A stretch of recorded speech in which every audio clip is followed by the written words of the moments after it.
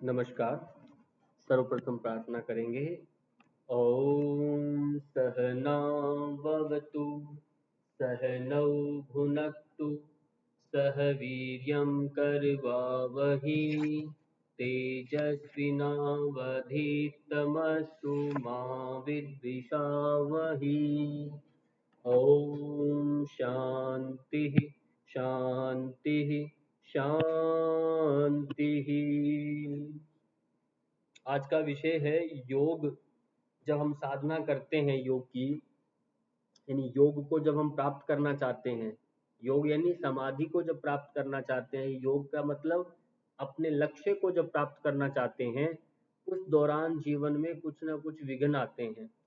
उन विघ्नों को महर्षि पतंजलि ने बता दिया कि इतने ही प्रकार के विघ्न होते हैं मुख्य, और इनके साथ भी कुछ विघ्न आते हैं, उनका भी सूचीबद्ध कर दिया उन्होंने।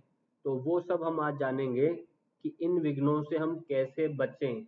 केवल आज बचना नहीं है, केवल उन अंतरायों को, अंतराय यानी बाधाएं, इनको हम जानने वाले हैं।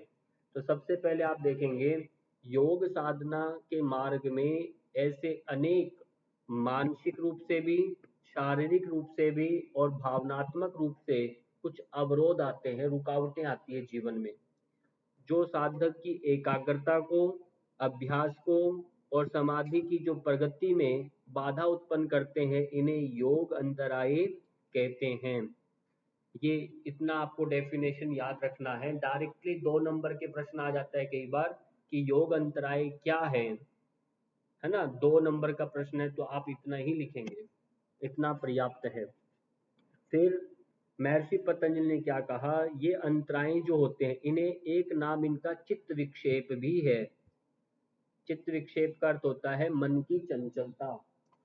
मन की चंचलता के प्रमुख कारण और समाधि की प्राप्ति में बाधक, तो यहाँ बाधक बन जाएंगे क्योंकि ज़्यादा चंचलता ठीक नहीं है, हम लक्ष्य से भटक जाते हैं। तो वो सब बताया। अंतरायों की पहचान करना, उन्हें समझना और निवारण की सफल योग साधना की कुंजी है। तो हमें पहले तो ये जान लें कि कौन हमारे लिए, यानी हमारे लक्ष्य में कौन सहायक है, कौन इसमें बाधक बना हुआ है, उसको जान करके अपनी प्रज्ञा से, विवेक से उसे हम छोड़ेंगे। फिर नेक्स्ट इसके अंदर आता है योग अंतराय की परिभाषा। ध्यान से देखेंगे, योग साधना में चित्त की एकाग्रता और समाधि प्राप्ति में बाधा उत्पन्न करने वाले जो तत्व हैं, ऐसे जो घटक होंगे, वो सब के सब योग अंतराय कहलाते हैं। जब साधक देखिए बिल्कुल कितना एक स्वच्छ और उदित सूर्य की ओर मुख करके, उत्तराभिमुख या पूर्वाभिमुख होकर जब आप ध्यानस्थ होते हैं, तो क्या होता है उसमें, या तो आपके शरीर में शारीरिक बाधा बनी हुई है, तो आप घुटने के बल सुबह ऐसे अच्छे से बैठ नहीं सकते कोई भी आसन में, कमर में दर्द आ रहा है, या आपके मानसिक कोई तनाव है, थकान है, या भावनात्मक या बाह्य परिस्थितियों के कारण हो सकते हैं। बहुत सारे अवरोध के कारण हैं। जो यहाँ मस्तिष्क दिखाया ना, इस मस्तिष्क के अंदर वो कुछ ना कुछ चल रहा होता है, जो साधक की प्रगति को धीमा कर देगा और बाधित कर देता है। उसको जितनी स्पीड से आगे बढ़ना चाहिए वो बढ़ नहीं पाता। ये बड़ा इसका कार्य हो गया। अब ये अंतराय हैं क्या, इसको भी समझना है। एक सूत्र आता है जो यहाँ दिया गया है, व्याधि स्त्यान संशये प्रमाद आलस्य विरति भ्रांति दर्शन लब्ध भूमित्वान अनवस्थित्वानि चित्त विक्षेपास्ते अंतरायाः। एक सूत्र है महर्षि पतंजलि जो दिया, प्रथम पाद का 30 नंबर सूत्र। इस सूत्र का अर्थ स्पष्ट है, नीचे आप देखेंगे इसके 9 भेद हैं, 9 प्रकार के मुख्य अंतराय बताए गए हैं। आप एक एक करके थोड़ा थोड़ा समझेंगे, फिर आगे विस्तार से जानेंगे। व्याधि पहला नंबर, शारीरिक रोग या कष्ट। दूसरा स्त्यान है। तीसरा संशय है। और फिर प्रमाद है, आलस्य है, अविरति, भ्रांति दर्शन, अलब्ध भूमित्व और अनवस्थित्व। ये हमारे 9 प्रकार के अंतराय हैं। इन 9 अंतरायों से बचकर के साधक चित्त की एकाग्रता, अभ्यास और समाधि की प्राप्ति में सफल हो सकता है। अब इन सब से बचना कैसे, एक एक करके पहले इनको बारे में जानेंगे, ये हैं क्या। सीधा आपको समझ में नहीं आएगा। अभी व्याधि, व्याधि से भी प्राय होता है, रोग है हमारे, व्याधि यानी शरीर से संबंधित या मन से संबंधित रोग होते हैं। अभी इन्हीं में व्याधि को आप एक रोग के नाम से जाने बड़े लेवल पर।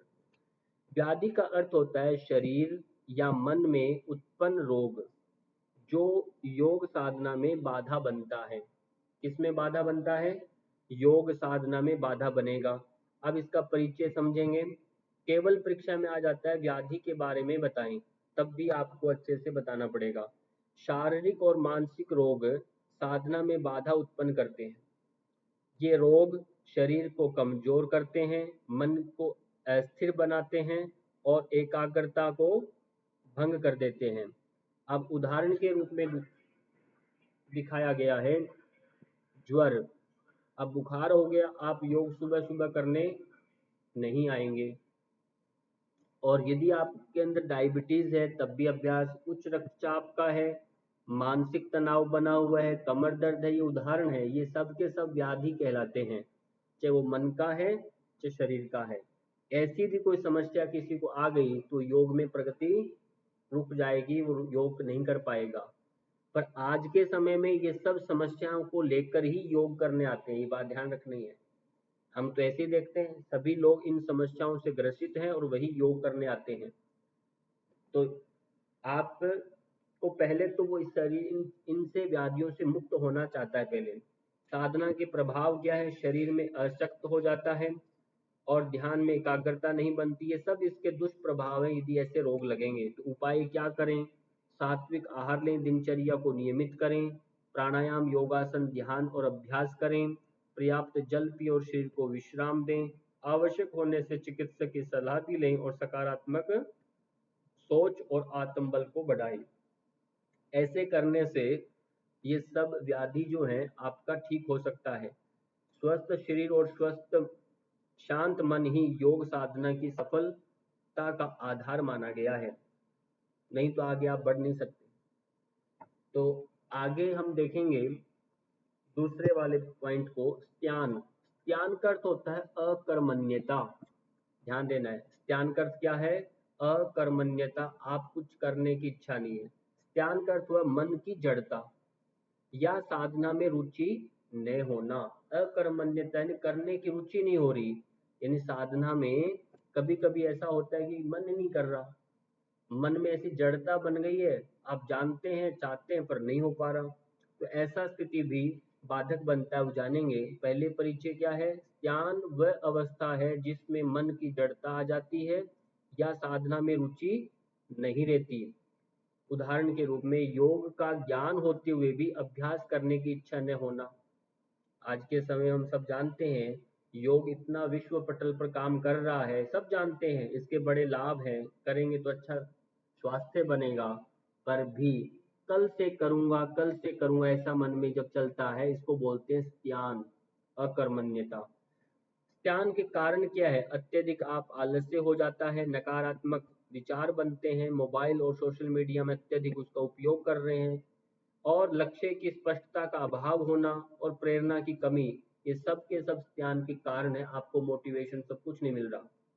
नियमित दिनचर्या बनाएं। यदि इसका उपाय क्या है? रूटीन बनाओ। पहले प्राणायाम और ध्यान करें, छोटे छोटे लक्ष्य निर्धारित करें, एकदम से बड़ा लक्ष्य नहीं बना सकते आप। प्रेरणादायक ग्रंथों का अध्ययन करें जो आपको पॉजिटिव करते हैं, और सत्संग और सकारात्मक वातावरण भी, आपके चारों तरफ जो इन्वायरमेंट है वो अच्छा होना चाहिए, तब जा कर के आपके अपने विषय के प्रति श्रद्धा बनती है। ज्ञान यानी अकर्मण्यता नहीं बनेगी, मैं नहीं करना, इच्छा नहीं आएगा। अब इसमें गलत मार्ग क्या है? योग का ज्ञान है पर अभ्यास नहीं करते आप, हैं टाल मटोल करते हैं डेली, है ऊर्जा की कमी और उत्साह का अभाव, है ना, और प्रगति रुक जाती है। अब साधना की अवस्था में सही मार्ग के नियमित अभ्यास और अनुशासन चाहिए, उत्साह और ऊर्जा बनी रहती है, मन प्रसन्न और एकाग्रता रहता है, समाधि में भी प्रगति होती है, सब है। इसलिए क्या कहा? जागो, उठो और साधना में लग जाओ। अकर्मण्यता, अकर्मण्यता ही बंधन है और कर्म ही मुक्ति का पथ है। तो हमें कर्म करते रहना है। और त्यान का एक अर्थ ये भी लिया जाता है मन की जड़ता से अभिप्राय, आप चाहते हुए भी आपकी इंद्रियां आपके कारण से आपके वश में नहीं है, चाहते हैं पर कुछ हो नहीं पा रहा है ना, तो वो भी एक शारीरिक एक सामर्थ्य धीरे धीरे कमजोर होता है, तो उससे पहले पहले ही ये सब आगे बढ़ जाएंगे। संशय, संशय क्या है? संदेह है, आपको संदेह हो जाना। संशय का अर्थ हुआ गुरु शास्त्र के प्रति, साधना या स्वयं की क्षमता के प्रति आपको संदेह हो गया पहले ही कि मैं कर ही नहीं सकता, ये गुरुजी जो कह रहे हैं ये सब बेवकूफ बनाते हैं, संशय हो गया, इसे बोलते हैं संशय। शास्त्र जो पढ़ा रहे हैं, पढ़ रहा हूँ, ये क्या विषय सही है, या मैं साधना कर रहा हूँ यही ठीक है कि, ऐसा सब जान लेना, विचार हो जाना मन में जब उत्पन्न होता है ऐसे भाव, उसे हम संशय कहते हैं। और ये भी कारण होता है कि आप अपनी पूर्णता के साथ अपने चित्त की पूर्ण एकाग्रता से अपने विषय के प्रति आगे नहीं बढ़ पाते। इसमें परिचय में देखेंगे, जब साधक के मन में गुरु, शास्त्र, साधना और स्वयं की क्षमता के प्रति संदेह उत्पन्न हो जाए, तो चित्त की एकाग्रता वहीं पर भंग हो जाती है और साधना की प्रगति वहीं पर रुक जाएगी। आप खड़े खड़े सोचते रहेंगे, विचार करते रहेंगे, जैसे भाई साहब कर रहे हैं, ऐसे सोचते रहेंगे। फिर उदाहरण क्या है, क्या योग में वास्तव में समाधि प्राप्त हो सकती है? हमें अभी समाधि नहीं लेना, अभी हम समाधि से अभिप्राय आप अपने कार्य की सिद्धि प्राप्त कर रहे हैं। क्या ये मार्ग सही है या गलत है? क्या मैं योग साधना के योग्य हूँ? कहीं मैं फिट तो नहीं, ऐसा तो नहीं, मुझे अनुभव क्यों नहीं हो रहा, मुझे कुछ दिखाई क्यों नहीं दे रहा, लोग ऐसे जो कहते हैं इतने वर्ष अभ्यास के बाद भी मुझे क्यों लाभ नहीं मिल रहा, ऐसा मन में जब विचार उत्पन्न होने लगते से बोलते हैं संशय। संशय के कारण क्या है? शास्त्रों का सही आपको ज्ञान न होना, आपने ये व्याधि स्नान वाला ये पूरा चित्त के अंतराय आपने पढ़े ही नहीं। तो ऐसा जब पढ़ेंगे नहीं तो आप अपने मन से कुछ भी सोच के बैठ जाएंगे, शास्त्रों का सही ज्ञान नहीं है। दूसरा इसके अंदर आता है गुरु पर अविश्वास, गुरु के प्रति आपके विश्वास नहीं है।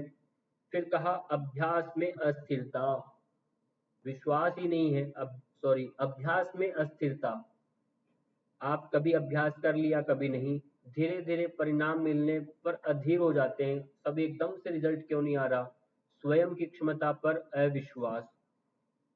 तो ये सब के सब जो बातें हैं, तो इनको ध्यान देना है, एक कारण है हमारे उपाय में सत्संग के प्रति, सब ये सब आप इनको ध्यान करेंगे, अपना धैर्य, विश्वास, छोटे अनुभव, इनसे आगे बढ़ते जाना है और सीखते रहने जाना है। संदेश क्या है इसका? संशय साधना का सबसे बड़ा शत्रु माना गया। यदि किसी के प्रति आपका भ्रम हो गया, संदेह हो गया आपके मन अंदर, तो फिर कुछ हो नहीं सकता, आपकी प्रगति वहीं रुक जाएगी।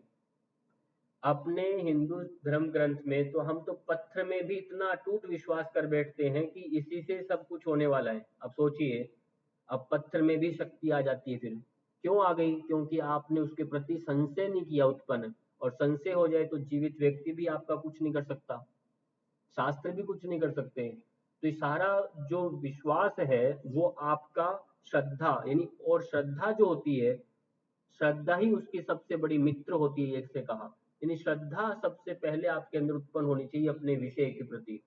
यदि ऐसा नहीं है तो ये सारे के सारे जो नो के नो जो भी विघ्न हम पढ़ेंगे, ये सब आपके अंदर आने लग जाएंगे। श्रद्धा से किया गया छोटा सा भी अभ्यास संशय के किए गए बड़े अभ्यास से भी श्रेष्ठ माना गया है। ध्यान दीजिए, विश्वास रखें, अनुभव करें और आगे बढ़ें, यही योग का मार्ग है। इसलिए हमें कहीं ना कहीं विश्वास करें, शास्त्र की, गुरु के वचनों पर थोड़ा विश्वास करें, तब आगे बढ़ते जाएं। चौथा है प्रमाद। प्रमाद क्या है? लापरवाही बोलते हैं इसे। जैसे पहले हमने पढ़ा, इससे पहले क्या पढ़ा? अभी संशय पढ़ा। अभी हम पढ़ रहे हैं प्रमाद। प्रमाद यानी लापरवाही है। अब इसमें व्यक्ति जानता तो है, प्रमाद में क्या होता है, साधना के प्रति असावधानी और उपेक्षा रहती है, उपेक्षा उसकी बनी रहती है, शायद इससे होगा नहीं, ऐसा मतलब उससे इनपुट जो है, आउटपुट क्या निकलेगा वो उस पर इतना वो ऐसा विचार नहीं रहता। यानी कभी उसने अभ्यास कर लिया, कभी नहीं करा, कभी जाग गया, यानी ऐसा स्थिति जो अपने कार्य के प्रति सज नहीं है। इसलिए शास्त्रों में कहा स्वाध्याय मा प्रमदः, स्वाध्याय में प्रमाद नहीं करना। जब साधक योग साधना में असावधानी, उपेक्षा या लापरवाही बरतता है तो उसकी साधना प्रभावित होती है। इसे ही प्रमाद यानी लापरवाही कहते हैं। नियमित अभ्यास न करना, कभी करा कभी नहीं किया, अरे मैं भूल गया, कभी मेरी गाड़ी लेट हो गई, अरे मैं तो लेट उठा था, कभी घर में मेहमान आ गए, अरे छोड़ो, ऐसा जब चलता है तो अब क्या होता है, समय पर न उठना, अभ्यास को टाल देते हैं और असात्विक आहार और अनुचित दिनचर्या का पालन करते हैं, यम नियमों की अवहेलना करते हैं, यानी ये सब के सब जो होते हैं कुल मिलाकर के लापरवाही है ये। इससे आपकी प्रगति रुकती है। प्रमाद के दुष्प्रभाव क्या है, साधना में रुचि कम हो जाएगी, आपका रूटीन टूटते ही कुछ दिन के बाद फिर मन में आएगा कि छोड़ो, और रूटीन से आपके मन में दृढ़ संकल्प बना रहता है। मन चंचल और आलसी बनता है, एकाग्रता और ध्यान में बाधा आती है, योग के उच्च लक्ष्य की प्राप्ति और कठिन हो जाती है, और जीवन में अनुशासन और संतुलन का भी अभाव हो जाता है। ये ध्यान रखना है, ये दुष्प्रभाव हैं प्रमाद के।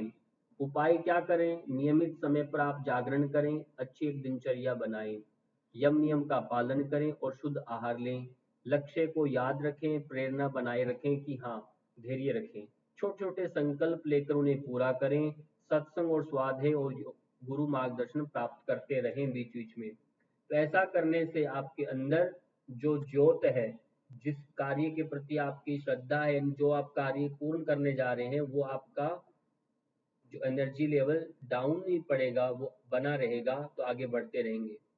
लापरवाही आज की रोक देती है, आज की रोक देती है कल की प्रगति। लापरवाही आज की रोक देती है कल की प्रगति, इसलिए लापरवाही नहीं करना।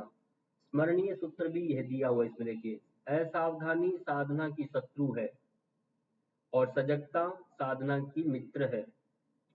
सजग रहें, सावधान रहें, यही योग मार्ग की सफलता का रहस्य है। ये सब कितने अच्छे अच्छे स्लोगन भी इसमें जुड़े हुए हैं, तो इन्हें भी आप याद कर सकते हैं। आलस्य, आलस्य क्या है, ये सुस्ती है। आलस्य यानी सुस्ती। ये सुस्ती कौन सी है, इसको जाने। शारीरिक और मानसिक परिश्रम से बचने की प्रवृत्ति, ये आलसी होता आदमी। उसको कहा कि पानी लेकर आओ, अब वो सोच रहा है कि जाऊं कि नहीं जाऊं, छोड़ो ये पड़ा रहेगा, सुन करके भी, तो आलसी ही बोलते हैं उसको। सुबह कहा उठो जागो, तब वो उठ नहीं पा रहा, जाग रहा है उठ नहीं पा रहा, ये आलसीपन होता है। मानसिक परिश्रम और शारीरिक परिश्रम से वो बचने की जो प्रवृत्ति रखता है, वह आलसी कहलाता है। आलस्य वह अवस्था है जिसमें साधक शारीरिक प्रयास और मानसिक मेहनत करने से बचता है, जिससे उसकी साधना की प्रगति रुक जाती है। यानी उदाहरण में देखिए, अभ्यास का समय होने पर भी टालना ही आलस्य है। जैसे सुबह उठने में आलस्य, अलार्म बंद करके फिर सो जाता है, यह आलस्य कहलाता है। योग ध्यान के बजाय मोबाइल टीवी और मनोरंजन में समय बिताता है, योग तो करता नहीं है। ध्यान पूजा पाठ कुछ नहीं करता, घर का काम नहीं करता, पर पड़ा पड़ा मोबाइल देखता रहता है, तो ये क्या कहलाएगा, आलसी है। सोचते रहना कल से करूंगा, अभी नहीं करूंगा, थोड़ा और आराम कर लूं, ऐसा सोचना भी आलस्य है। अभ्यास के लिए बैठना पर कुछ देर बाद ही उठ जाना या छोड़ देना, बार बार घड़ी देखते रहना। कक्षा में आते हैं ना बच्चे, हो गया टाइम गुरुजी जा रहे हैं जी, उनको अभ्यास से कोई लेना देना नहीं। मेरा अभ्यास अभी आसन हुए हैं, प्राणायाम मैंने नहीं किया, आसन किए तो मैंने शवासन नहीं किया, इसके मेरा दुष्परिणाम होगा शरीर पर, ऐसा कुछ नहीं है। बस ऐसे खड़े होकर भागेंगे, बस गड़बड़ हो गया। तो ऐसा क्यों करते हैं, ये शारीरिक और मानसिक दोनों रूप से वह आलसी यानी परिश्रम मेहनत करना नहीं चाहते। आलस्य कारण क्या है, अधिक नींद और शिथिलता, असात्विक भोजन है, मन की जड़ता है, आराम में प्रति बहुत आसक्ति है, लक्ष्य आपका कोई निश्चित नहीं है। ऐसा जब होता है तो व्यक्ति आलसी होता है। जिसका लक्ष्य बन जाए तो वह अपनी दिनचर्या को, उठने के खान पान को, अपने सारे काम को व्यवस्थित कर लेता है। आलस्य पुरुषार्थ के बीच में यहाँ पर दिया है, इसको अभी नहीं पढ़ रहे। स्मरणीय वाक्य को देखेंगे, आलस्य त्यागो पुरुषार्थ जगाओ, यही साधना की सफलता का मार्ग है। तो आगे हम देखें अविरक्ति यानी विषयासक्ति। अविरक्ति का अर्थ होता है इंद्रिय विषयों के प्रति आसक्ति का बने रहना। आपके इंद्रियों के जो विषय हैं, किसी को देखना है, सूंघना है, सुनना है, ये सब विषयों के प्रति आपकी आसक्ति का बना रहना, ये अविरक्ति है। विरक्ति नहीं है, अविरक्ति। जब साधक इंद्रियां विषयों के आकर्षण में फंसी रहती हैं, वह उनमें से मुक्त नहीं हो पाता, तो उसे अविरक्ति कहा जाता है। ध्यान रखना है। भोग विलास, मनोरंजन या विषय सुखों में अत्यधिक लिप्तता, जैसे भोग विलास में आप लिप्त हैं, यहाँ पर देखेंगे फोटो, मोबाइल टीवी में लगे रहते हैं, खरीदारी भौतिक सामग्री की आपको बार बार चाह बनी रहती है, इंद्रिय सुखों की प्रति अत्यधिक आसक्ति रहती है, पार्टी क्लब मनोरंजन में भी समय आप नष्ट करते हैं। तो ये सारे के सारे क्या है, अविरक्ति है। इनके कारण से आप कक्षा में यौगिक नहीं आ पाते, ये सारे मुख्य कारण हैं, और कोई कारण नहीं होता है। ऐसा अनियमितता के कारण से आप कक्षा को छोड़ देते हैं, रूटीन नहीं बनता। इनसे भी आप संयम करते हैं और अपना संतुलन बना के भी चलते हैं, तो कक्षा भी बाधित नहीं होती। अविरक्ति का प्रभाव क्या, चित्त चंचल और अस्थिर हो जाता है, साधना में रुचि नहीं रहती, विषयों के प्रति इच्छा बढ़ती रहती है, और आत्मिक शांति और एकाग्रता भी नष्ट हो जाती है। उपाय में क्या करेंगे, उपाय में इंद्रिय संयम और ब्रह्मचर्य का पालन करेंगे, सादगी पूर्ण जीवन और सत्संग अपनाना है, ध्यान जप और स्वाध्याय से चित्त को स्थिर करें, विवेक से विषयों की नश्वरता को समझें। तो ये सब सार के रूप में कहा। इंद्रिय विषयों में आसक्ति साधना में बाधा, वैराग्य और विवेक में चित्त को मुक्त किया जा सकता है। तो ये सब हमें अविरक्ति से यानी बचना है, इन विषयों में आसक्त नहीं होना। ये जान लें कि हमारा अभी लक्ष्य अभी प्राप्त नहीं हुआ है। जैसे जैसे व्यक्ति अपने लक्ष्य को भूलता है, वैसे वैसे ऐसे इन समस्याओं में, इन विघ्नों में वह फंसता जाता है। ये बात ध्यान रखो। अब आपको अपने लक्ष्य का स्मरण रहता है कि नहीं रहता, मेन वो है। भ्रांति दर्शन यानी होता है मिथ्या ज्ञान। मिथ्या ज्ञान के बोला भ्रांति दर्शन। जब साधक सत्य ज्ञान को छोड़ करके असत्य या भ्रम को सत्य मान बैठ लेता है, तो उसे भ्रांति दर्शन यानी मिथ्या ज्ञान कहते हैं। वास्तव ज्ञान का पता नहीं, पर असत्य या भ्रम में ही सत्य मान लेता उसे। जैसे सोचना कि थोड़े से अभ्यास से ही सिद्धियां मिल जाएगी, ऐसा आप सोच के बैठ गए। ये किसी ने आपको मिथ्या ज्ञान दे दिया कि थोड़ा सा मेहनत करो, शॉर्टकट अपनाओ, योगा को ऐसे ऐसे कर लेंगे, ऐसे याद हो जाएंगे। तो एक किसने, और वो शॉर्टकट के चक्कर में और शॉर्टकट में फंस जाता है, और वास्तव में वो खाली का खाली रहता है। ज्योतिष या तांत्रिक उपायों से योग सिद्धि प्राप्त हो जाएगी, ऐसा बोल सोच ले। सिद्धियां ही योग का अंतिम लक्ष्य मान लेता है कोई व्यक्ति, क्योंकि विभूतिपाद में जो सिद्धियां आती है योग दर्शन में, उसे ही वह अपना अंतिम लक्ष्य मान ले। और कैवल्य में तो कहा कि उसको भी आपको छोड़ना पड़ता है। ठीक है, तो ये ऐसा। भ्रांति दर्शन के लक्षण क्या हैं, शास्त्रों और गुरुओं के उपदेशों का संदेह करना, अलौकिक और शक्तियों को ही योग का उद्देश्य समझना, अनुभवहीनता से मैं स्वयं का सिद्ध समझ लेना, यानी अनुभव तो है नहीं, पर स्वयं को आप सिद्ध मान के बैठ गए कि मैं तो बहुत बढ़िया हूँ। अफवाहों या दूसरों की बातों से प्रभावित हो जाते हैं, गुरु के शास्त्रों के वचनों पर आपका विश्वास नहीं है, किसी ने कह दिया, बिना विषय विशेषज्ञता के वजह ही किसी ने बोल दी, नए विषय को जानता है, तब भी आप उसकी बातों में प्रभावित हो जाते हैं, इसे बोलते हैं मिथ्या ज्ञान। अब इससे करना क्या है उपाय, शास्त्रों का अध्ययन और मनन किया करें। आप स्वयं योग दर्शन को मेरे पढ़ाने से नहीं, आप स्वयं अध्ययन करना शुरू कर दें, ग्रंथों का अध्ययन करें, योग टेक्स्ट को पढ़िए, उपनिषदों को पढ़िए, गुरु के मार्गदर्शन में नियमित अभ्यास करें, अनुभव की बजाय तर्क और विवेक का उपयोग करें, और धैर्य, विनम्रता और निरंतर साधना से सत्य को जानें। अब कहते हैं मिथ्या ज्ञान साधना में भ्रम पैदा कर देगा और पतन का कारण भी बनता है। मिथ्या ज्ञान आपको गिरा देगा, जबकि सत्य ज्ञान जो होता है वो मुक्ति का और सिद्धि की ओर ले जाता है।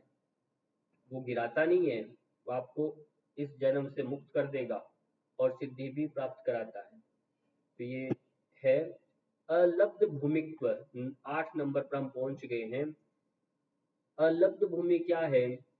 अलब्ध भूमित्व का अर्थ होता है कि साधना करने पर अपेक्षित अवस्था प्राप्त न होना। जो आपने सोचा था उसमें लब्ध यानी प्राप्त नहीं हुआ, अलब्ध है ये। भूमि मतलब कोई स्टेज, पद, आपको ऐसी अवस्था में आप नहीं पहुंचे जो आपको प्राप्त होना चाहिए था, ऐसा जैसा आपने सोचा। अब कहते हैं जब साधक साधना करने पर भी अपेक्षित अवस्था प्राप्त नहीं कर पाता तो उसे अलब्ध भूमित्व कहते हैं। मैंने सोचा था ऐसा ऐसा हो जाएगा जी, नहीं हुआ, तो उसको दुख हो रहा है। ठीक है। अब यहाँ उदाहरण दिया, बहुत समय प्रयास के बाद भी ध्यान में स्थिरता न होना। निरंतर में अभ्यास करता है, फिर भी ध्यान में मन चंचल रहता है। बहुत प्रयास के बाद भी स्थिरता प्राप्त नहीं होती। ये सारा का सारा क्या अलब्ध भूमि में आएगा। मुझे प्राप्ति नहीं हो रही, अब क्या करें, ऐसा सोच करके भी अभ्यास को छोड़ देना। मान लो आप एक पाँव पर डेली खड़े होते हैं तो खड़ा होना नहीं हो रहा, बैलेंस नहीं बन रहा, तो बहुत समय हो गया, साल बीत गया, अभी आपसे शीर्षासन नहीं हो रहा। आप ये प्रैक्टिकल देख रहे हो और जीवन में अलग है योग। यहाँ जो बात हो रही है देखिए अलग हो रहा है।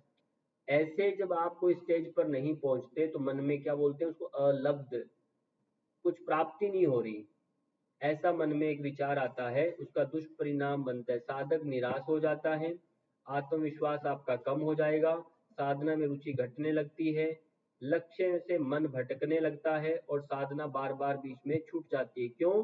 क्योंकि अभी ऐसा सोच करके, उदाहरण ऐसा समझ लिया, ऐसा जब भाव बनता है तो आप ये सब छोड़ दोगे। इसका दुष्परिणाम है ये। उपाय क्या करें? धैर्य और निरंतर अभ्यास करते रहिए। किसने कहा 1 वर्ष में परीक्षा होती है? परीक्षा आपकी तभी होगी जब आप परीक्षा के लिए सज्ज हो जाएंगे। ये तो सब एक बनाई हुई व्यवस्थाएं हैं। 6 महीने में परीक्षा हो रही है, साल में हो रही है, पर जो विद्यार्थी अध्ययन, उसने सिलेबस तक ही नहीं पढ़ा अभी तक, परीक्षा कैसे दे देगा? पर वो एक नियम है तो उसमें परीक्षा में बैठ जाता है, और जितने भी पासिंग मार्किंग आ जाते हैं उसे, तो वह खुश हो जाता है। पर बाकी बचा हुआ 60% आपके नंबर और आने चाहिए थे, अभी तो अधूरा है ना वो ज्ञान। 40% ही आपको तो अंक मिले, इसका मतलब आपने 60% 70% विषय को पढ़ा ही नहीं। तो पढ़ा नहीं, पर आप प्रमोशन में आगे प्रमोट हो गए अगली क्लास के लिए, तो अगली क्लास में जाने से नुकसान किसका हुआ? साधक का, जो साधना कर रहा था, जिसे हमें पासिंग नंबर चाहिए थे। पासिंग नहीं, हमें पूरा पास होना है, समाज के लिए आगे बढ़ना था। इसलिए मैंने कहा लब्ध भूमित्व, ये योग में ऐसा कोई साल 8 साल का कोई नियम नहीं है। यहाँ कहते हैं धैर्य और निरंतर अभ्यास करते रहिए, इष्ट देव की उपासना और प्रार्थना करें, सत्संग और गुरु का मार्गदर्शन लेते रहें, जीवन में सात्विकता और संयम रखें और लक्ष्य में को याद रखें और प्रयास जारी रखिए।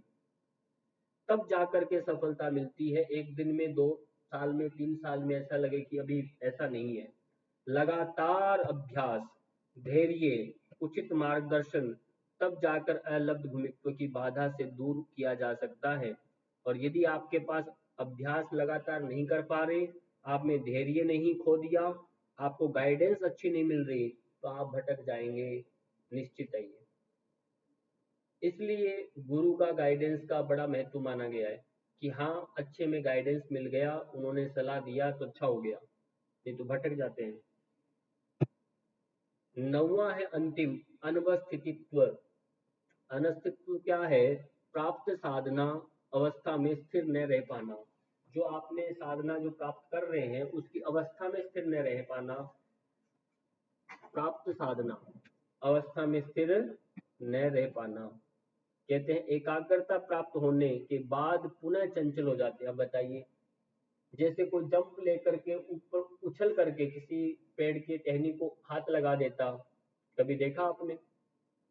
पर सामान्य हाथ ऊपर करे तो नहीं लगता, पर कूद करके लगा देता, पर लगाने के बाद आपको इस नीचे गिर जाता, पर उसको स्थिरता नहीं बनी वहां पर। स्थिरता कैसे बनेगी? यही बात है, एकाग्रता प्राप्त होने के बाद भी पुनः चंचल हो जाता, वह गिर जाता, कोई ना कोई उसे डाइवर्ट करता। लिखा है एकाग्रता प्राप्त हो गया, ध्यान में बैठा है और विचारों और विषयों में मन लगने लगता है, तुरंत फिर माइंड में आता है चलो थोड़ा सा देख लेते हैं, पुनः चंचल हो जाता और स्थिरता न रह पाना, ये स्थिति है, इसको बोलते अनवस्थितित्व।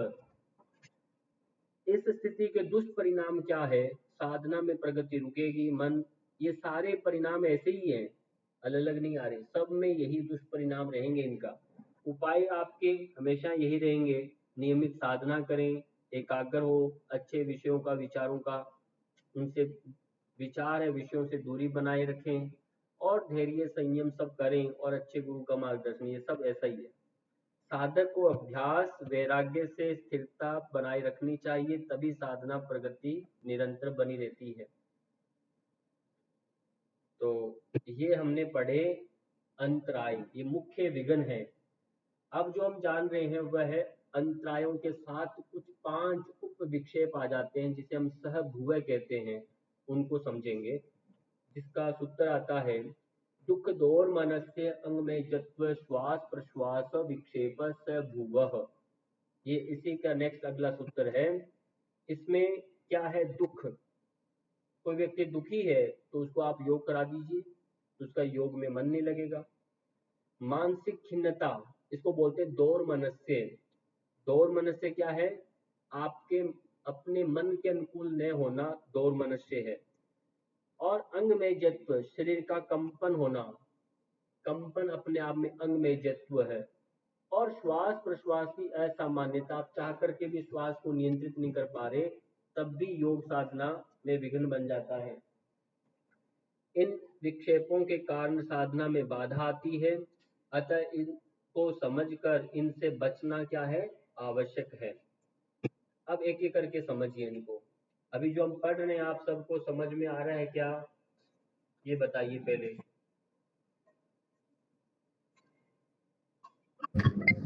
Yes sir. हाँ सर। भाई दे रहा है? हाँ सर। हम्म।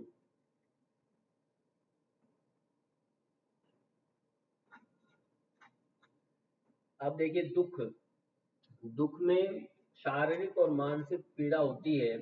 जब शरीर और मन किसी कारण से पीड़ा, असहजता और कष्ट का अनुभव करे, उसे दुख कहते हैं।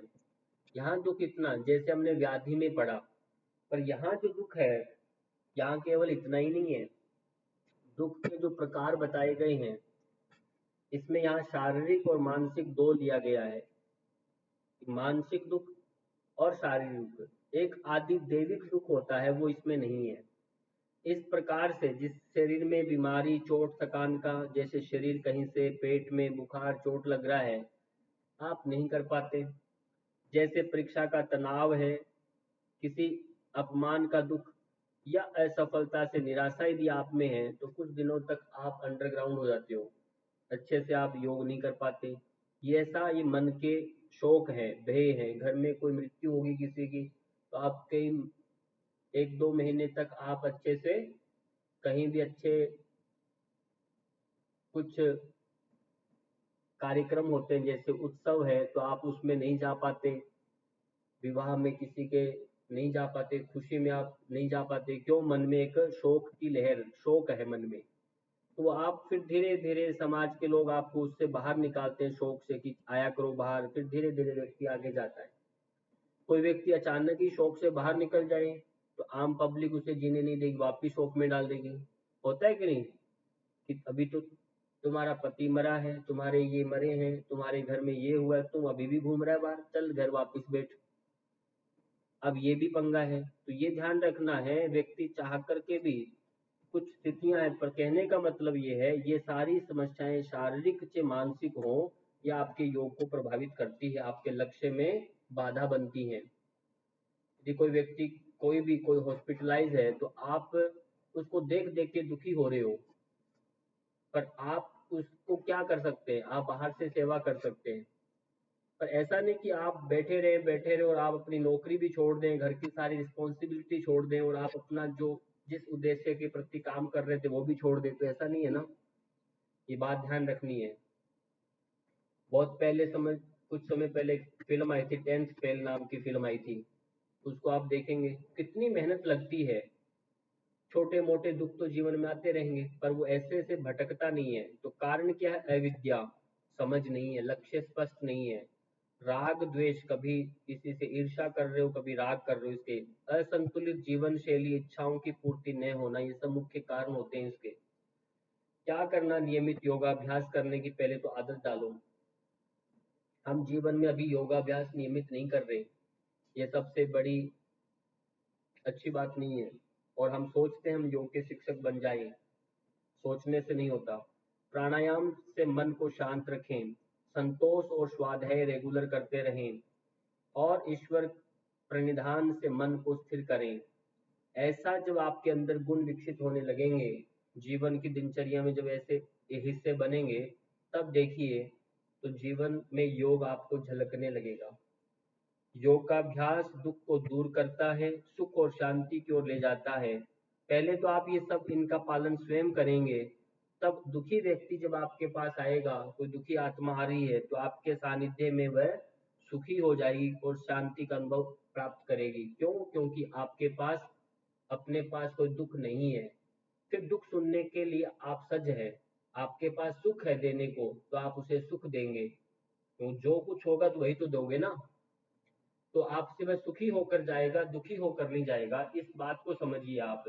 यदि आप स्वयं प्राणवान हैं, तो पास में कोई आएगा तो अच्छी पॉजिटिव वाइब्रेशंस उसको हीलिंग मिलेगी। यदि आप स्वयं ही रुग्ण हैं, दुखी हैं, तो फिर आपके पास कौन आएगा?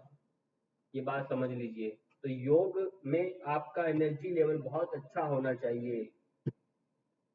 दूसरा है दौर मनस्य। दौर मनस्य के मन की उदासी है, एक निराशा है। जब मन निराश हो रहा है, उदास या हतोत्साहित होता है और किसी कार्य या साधना में रुचि नहीं रहती, उसे दौर मनस्य कहते हैं। एक होता है सौमनस्य, अच्छा मन। एक दौर मनस्य, बुरा मन, आपके मन की अनुकूलता से कार्य न होना, हतोत्साहित हो गया। अब कैसे? उदाहरण से समझिए। जैसे असफलता, हानि, अप्रिय घटना आदि। जैसा आपने सोचा नहीं था कि मेरे को असफलता मिलेगी, क्योंकि मन की तो मनोकामना थोड़ी है कोई मेरे को असफल होना है। आपकी तो कामना थी कि सफल होना है, और आपके साथ क्या हो गया? असफलता। आपका इच्छा थी मुझे लाभ मिले और आपको हो गई हानि। आपको मुझे मन में ये था कि मुझे प्रिय घटना घटित हो, पर यहाँ अप्रिय घटना हो गई। ऐसा जब होता है, तब आपके मन में क्या है? क्या होगा? आपके मन में दौर मनस्य हो जाएगा, मन खिन्न हो जाएगा, हतोत्साहित, उदास होके बैठ जाएगा, निराशा आ जाएगी मन में। ये ध्यान रखना, ये तीनों आ जाते हैं। आंतरिक दौर मनस्य बिना किसी स्पष्ट, यानी जैसे कार्य न होते हुए भी मन को बोझिल और उदास बना देता है, ये दौर मनस्य है। कारण कुछ भी नहीं है। मान लो किसी को रात को सोते सोते स्वप्न आ गया, कभी कभी होता है, और स्वप्न बुरा आया है, तब भी जब उठता है ना, उसको अच्छा अनुभव नहीं होता, क्योंकि वो आपके मन को बोझिल और उदास कर देता है। क्योंकि आपने रात को इतने घंटों स्वप्न देख के उठे हो भी, और कुछ दिमाग को वो हैंग कर देगा और आपके अंदर नकारात्मकता को भर देता है। फिर उसको आपको धीरे धीरे समझ आती है ये वास्तविक घटना नहीं थी, मेरी रात्रि को स्वप्न में थी। और फिर आप अपने धीरे धीरे रूटीन में आते हैं। ये क्या है? ये जीवन का दूसरा रहस्य, दूसरा पर्दा खुलता है और आप जागरूक हो जाते हैं कि ये घटना वास्तविक नहीं थी। पर जीवन दूसरा, हम स्वप्न भी एक निद्रा है, और जागृत में जो हम रहते हैं ये भी एक स्वप्न है। स्वप्न दोनों ही है। पर हम जीवन में, वास्तविक जीवन में, इसी को हम क्या मान लेते हैं? नींद को ही स्वप्न मानते हैं। जागते हुए हम इसको वास्तविक मान लेना ही हमारी मूर्खता होती है। योग कहता है इसको आप जागते हुए भी, जो साधक सोता है और सोते हुए जो जागता है, ऐसा गीता में कहा। वो इसलिए कहा ताकि व्यक्ति ऐसा भ्रम में न जिए। तो कारण दुख का बनता है तो असफलता का भय, अधूरी इच्छाएं, तुलना और ईर्ष्या, अतीत और नकारात्मक यादें, आत्मविश्वास में कमी, ये सब दुख और मनस्य का कारण है। तो योग दर्शन के अनुसार क्या करें?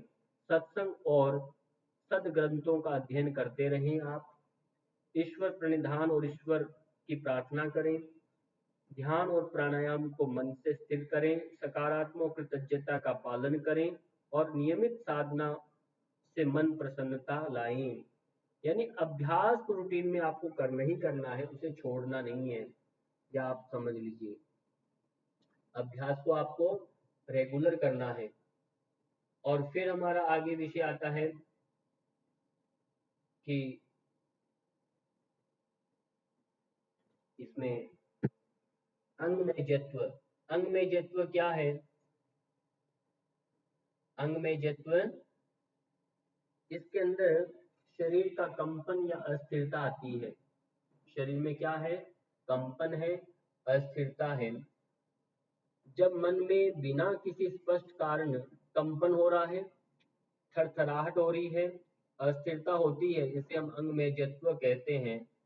किसी कारण का स्पष्ट नहीं है अभी, वैसी स्थिति अंगमेजत्व है। शरीर, जैसे आपने देखा श्री कृष्ण भगवान जब उस पूरे युद्ध भूमि में हैं और अर्जुन जी उनके साथ हैं, और अर्जुन अपनों को देख करके गांडीव धनुष को छोड़ देते हैं और पीछे जाके बग्गी में बैठ गए, और उनका अंग में जत्व वहां पर एक वर्ड आता है, उनके हाथ कांपने लगता है, शरीर कांप रहा है, पसीना आ रहा है, ऐसी स्थिति उत्पन्न हो रही है। तो उसे अपना लक्ष्य भूल गए, मैं क्या करूं पूरा, यानी किसी स्पष्ट कारण से स्पष्टता नहीं हो रही, मैं योद्धा हूं या मेरे अपने हैं, इनमें वो अंतर नहीं कर रहा। युद्ध भूमि में स्पष्टता नहीं बन रही, मैं यहाँ क्यों आया। तो ऐसे कई विचार जब उठते हैं, और ऐसी स्थिति भी आपके आसनों में बाधा बन जाती है, आसन नहीं कर पाएंगे। शारीरिक कंपन का मतलब जैसे ठंड लगना, भय हो रहा है, कमजोरी आ रही है, या तनाव के कारण शरीर में कंपन हो रहा है, तब आपका स्वास्थ्य बिगड़ेगा। बिगड़ेगा तो आप योग साधना से भटकेंगे। कारण क्या है? अब यहाँ पर अर्जुन को यहाँ पर ठंड थोड़ी लग रही थी, कंप कैसे रहे थे? वहां भय की स्थिति बन रही थी, तनाव का कारण बन रहा था क्या? कमजोरी थी, कमजोरी तो है नहीं, योद्धा है बहुत। और भय, एक भय अंदर बन गया कि ये मैं जो कर रहा हूँ ये क्या है, अपनों को मार के कहीं मैं नरक तो नहीं चला जाऊंगा, ऐसे विचार मन में बनने लग गए। लोग मेरे संसार में मेरा अपयश तो नहीं हो जाएगा, ऐसा विचार उठने लग गए मन में, ऐसा भय जागृत हो गया। तब बाद में कृष्ण जी आगे उनको उपदेश देते हैं, वो आगे है अस्थिरता, बैठने या चलने में स्थिरता का अभाव, जैसे ध्यान में बैठते समय शरीर का हिलना डुलना, बहुत सारे हिलते रहते हैं, अब क्या करेंगे।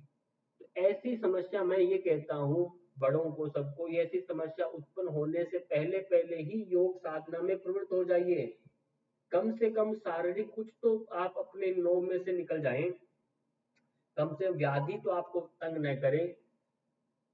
हाँ, मन में अनवस्थित बना हुआ है, अलग भूमि बनी हुई है, कभी कभी भ्रांति दर्शन हो सकता है, वो एक अलग बात, पर कुछ मुख्य विषय हैं, आलस्य है, प्रमाद है, वो तो नहीं करें। श्वास प्रश्वास अंतिम चरण में हम, तो इसमें है जब श्वास सामान्य नहीं होकर के तेज हो जाए, रुका रुका या उथला या असंतुलित हो जाता है, उसे हम श्वास प्रश्वास विकार बोलते हैं। असामान्य श्वास यानी जैसे भय, चिंता, क्रोध और तनाव की स्थिति में श्वास तेज हो जाता है, हम सब जानते हैं। तो आप अपने श्वास को रोक नहीं पा रहे। कई बार कोई व्यक्ति सीढ़ियों से ऊपर जा रहा है, श्वास इतना बिगड़ गया, या कोई सूर्य नमस्कार कर रहा है, श्वास का इतना बिगड़ गया, अब चाहकर के श्वास आप रोक नहीं पा रहे, अपने आप आ रहा है जा रहा है, बेचैनी हो गई। तो ऐसा क्यों होता है? तो ये भी बाधक है, इसलिए कहा इससे भूवा है, ये साथ साथ ही उत्पन्न हो जाता है। अचानक ही भय बन गया, क्योंकि वहां भी भय बना था पहले, मुख्य जो अंतराय में भी है, तो उनके साथ ये भी आ जाता है। यदि आपको शरीर का व्याधि है तो आपको उसको देख देख कर आपको भय हो जाएगा, चिंता हो जाएगी, ठीक है ना।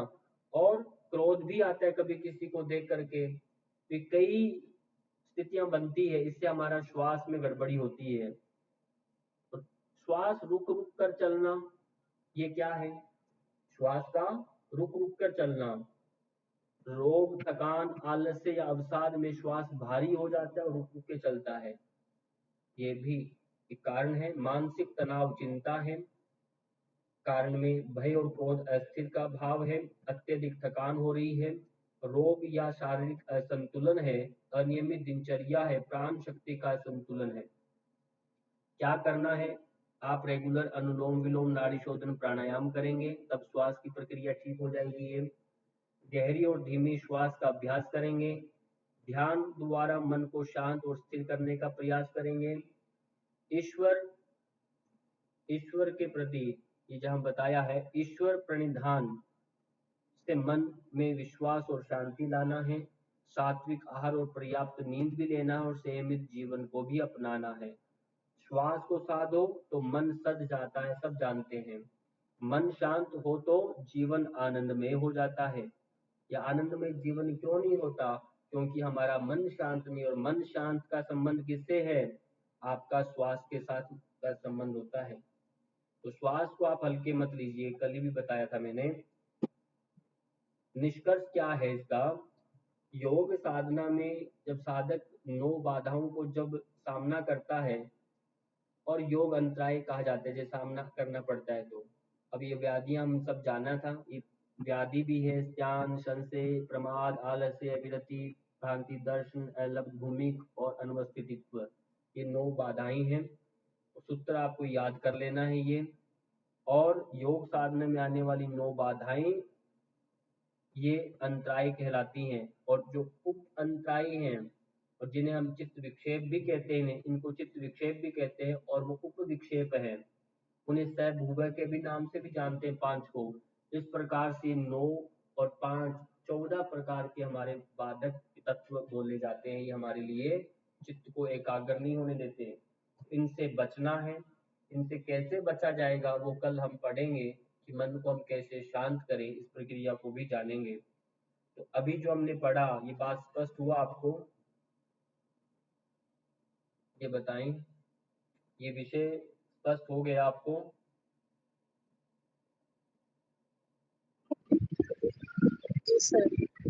Yes sir. परीक्षा में दिया सब जाएगा तो आप लिख पाएंगे? Yes sir. Yes sir. Yes sir. ठीक है। जैसे हफ्ते 10 दिन में आपकी कक्षा कंप्लीट हो जाए,